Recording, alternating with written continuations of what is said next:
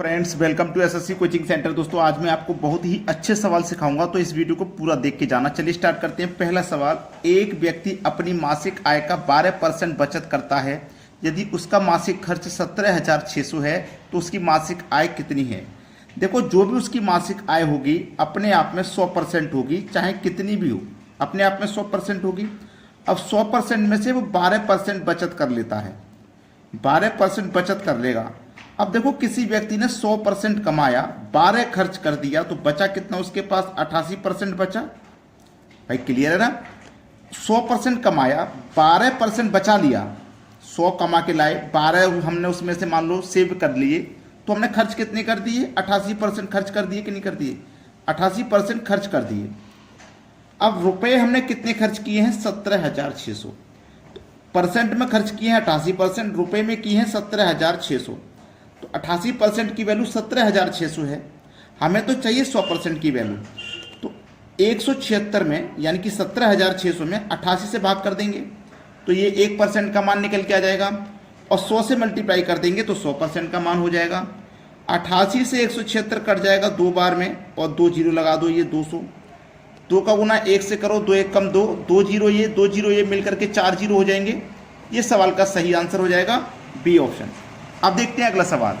अगला सवाल है, एक मेज के अंकित मूल्य में 8% कटौती करने पर इसका मूल्य 4,600 है, तो मेज का अंकित मूल्य क्या है?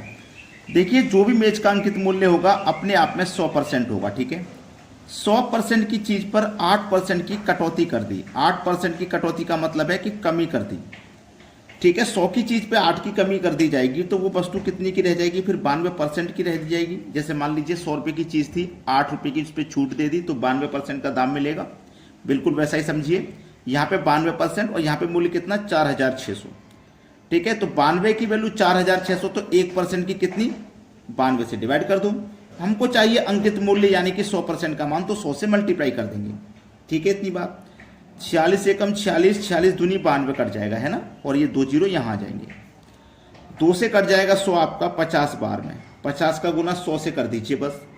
5 1 कम 5, 2 जीरो ये, 1 जीरो ये, मिला करके हो जाएंगे 3 जीरो, 5,000 पहले ऑप्शन में दिया गया है सवाल का सही आंसर। अब देखते हैं अगला सवाल। अगला सवाल, आदित्य ने एक गाय 8,580 रुपये में बेचकर 4% लाभ कमाया, तो उसने यह गाय कितने रुपए में खरीदी थी? कॉस्ट प्राइस बताना है। देखो, कितने में खरीदी थी, कॉस्ट प्राइस कितना होगा, सीपी कितना होगा? 100% होगा। ठीक है, चलिए, आदित्य ने एक गाय 8,580 रुपये में बेची है, यानी कि सेलिंग प्राइस आपको दिया गया है। सेलिंग प्राइस क्या होता है भाई? सेलिंग प्राइस क्या होता है? आपने 100 रुपये की कोई चीज़ खरीदी है, तो जितने में खरीदी है उतने में तो आप बेचेंगे नहीं, ज़्यादा में बेचेंगे। तो उसने 4% के लाभ पे बेची है, 4% लाभ कमाया है ना। तो 100 की चीज़ पे 4% लाभ कमाएंगे, तो इसका मतलब उस वस्तु को आप 104% में बेचेंगे। क्लियर है ना? तो कितने बेचा हमने वस्तु को? 104% में। रुपए में कितना बेचा? 8,580 में। 104% की वैल्यू इतनी, तो 1% की कितनी हो जाएगी? 104 से डिवाइड कर दो। 100% का मान निकालने के लिए 100 से मल्टीप्लाई। 4 से कटेगा 25 बार में, 4 से कटेगा 26 बार में। ठीक है, इतनी बात। चलिए, इसको हम कटाएंगे 13 दूनी 26, और 13 से इसको कटाएंगे 13 पंजे 65, 13 छिंग 78। ठीक है, 13 छिंग 78 6 बार में कट गया।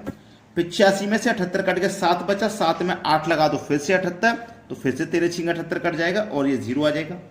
ठीक है, 2 से कटा दो इसको, 2 से 2 तिया 6, 2 तिया 6 और 1 0। अब 25 का मल्टीप्लाई कर देना है। 25 का 0 में करेंगे 0, 25 तिया 75 का 5 हासिल लगे 7, 25 तिया 75 हासिल के साथ जोड़ दो तो 82। 8,250 बी ऑप्शन सवाल का बिल्कुल सही आंसर। अब देखेंगे अगला सवाल।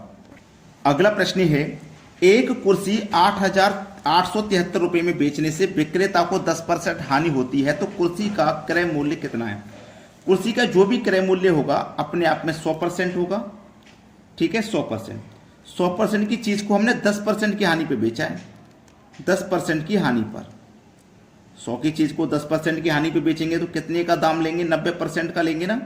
और यहाँ कितना दाम लिया हमने? 873। 90% की वैल्यू इतनी है, तो 1% की कितनी हो जाएगी? 90 से भाग कर दो। और चाहिए हमें 100% का मान, तो 100 से गुना कर दो। जीरो से एक जीरो यहाँ कटा दो, 9 से कटा दो 9 नीम 81, 87 में से 81 कटा 6 बचा, 6 में लगाओ 3 तो 63, 9 सत्ते 63। अब 97 का गुना 10 से कर दो तो ये हो जाएगा 970। 970 पहले ऑप्शन में दिया है सवाल का सही आंसर। अब देखेंगे अगला सवाल। अगला सवाल है, एक घड़ी को 2880 रुपये में बेचने पर एक व्यक्ति को 10% हानि होती है तो वह इसे कितने में बेचे कि उसे 5% लाभ हो। देखो कोई भी चीज़ है, कोई घड़ी हो या कुछ भी हो, 100% उसकी वैल्यू होती है। 100% की चीज़ को अगर हम 10% की हानि पे बेच रहे हैं, 10% की हानि पे बेचें तो हम दाम कितने का लेंगे भाई, आप जानते हैं 90% का लेंगे। और यहाँ कितने बेचा है हमने 2880 में, तो 90% की वैल्यू इतनी, 1% की कितनी हो जाएगी, 90 से डिवाइड कर दो तो 1% की, और 100% की निकालनी है तो 100 से मल्टीप्लाई कर दो। जीरो से हमने एक जीरो ये कटा दिया। चलिए 9 तिया 27, एक बचेगा 18, 9 दूनी 18, कट गया ना 32 बार में। अब क्या करना है, 32 का गुना आप 100 से कर दो तो ये हो जाएगा 3200। ये क्या निकल के आ गया, 100% का मान। अब उसने कहा था कि 5% का लाभ हो, 5% के लाभ कितने में बेचें कि 5% का लाभ हो, तो ये हमारा 100% का मान है, 100% का मान है ये हमारा, ठीक है। हमको चाहिए 105% का मान, 105% का मान, 100% का मान है ये, हमको 105% का मान चाहिए, ठीक है। तो इसी का हम 105% निकाल लेते हैं। चाहो तो हम यहीं पे निकाल सकते थे, चाहे यहाँ पे निकाल लो। ये 100% है ना, इसका हम 5% निकाल लेते हैं। 5% का मतलब बटे में 100, 2 जीरो से गए 2 जीरो, ठीक है। 32 पंजे कितना हो जाएगा, 5 दूनी 10, हासिल लगा 1, 5 दिया 15 और 1 16, 160 हो जाएगा। तो हमारा क्रय मूल्य कितना था, 100% का मान 3200 था। 5% के लाभ पे बेचेंगे तो इतना रुपया हमको ज़्यादा मिलेगा, 160। 160 जोड़ दो, 0 6 3 3, 3360। 5% के लाभ पे उसे कितने बेचना पड़ेगा, 3360 रुपये में बेचना पड़ेगा। सी ऑप्शन हो जाएगा सही आंसर। अब देखेंगे अगला सवाल। अगला सवाल है, यदि किसी वस्तु को 5% हानि पर बेचने की अपेक्षा 10% लाभ पर बेचा जाए तो विक्रेता को पहले से 75 रुपये अधिक मिलते हैं, तो वस्तु का क्रय मूल्य क्या है। अच्छा सवाल। देखो ऐसा सवाल कभी भी आए, मुझे क्या कितना समय लग रहा है, देखो मुझे कितना समय लग रहा है उसे देखिए। ऐसा सवाल कभी भी आ जाए, कभी भी आ जाए ऐसा सवाल, आंसर आ गया, मैं बता नहीं रहा, मैं तो करता जा रहा हूँ, आप भी ऐसे करोगे। ऐसा सवाल कभी भी आ जाए तो क्या करना है, जो रुपया दिया गया है उसे लिख लो। और ये अपेक्षा वाला सवाल हो, 5% हानि की अपेक्षा इतना लाभ, एक जगह हानि होगा एक जगह लाभ होगा, तो जो रुपया दिया गया है उसमें हानि और लाभ दोनों को जोड़ के डिवाइड कर देना है। तो 10 और 5 को 15 जोड़ के डिवाइड कर दिया। 100% का मान निकालने के लिए 100 से मल्टीप्लाई कर दिया, खेल खत्म। समझ गए ना सभी बच्चे। अब देखते हैं अगला प्रश्न। अगला सवाल है, एक व्यक्ति अपनी मासिक आय का 12% बचत करता है, यदि उसका मासिक खर्च 17,600 हो तो उसकी मासिक आय कितनी है।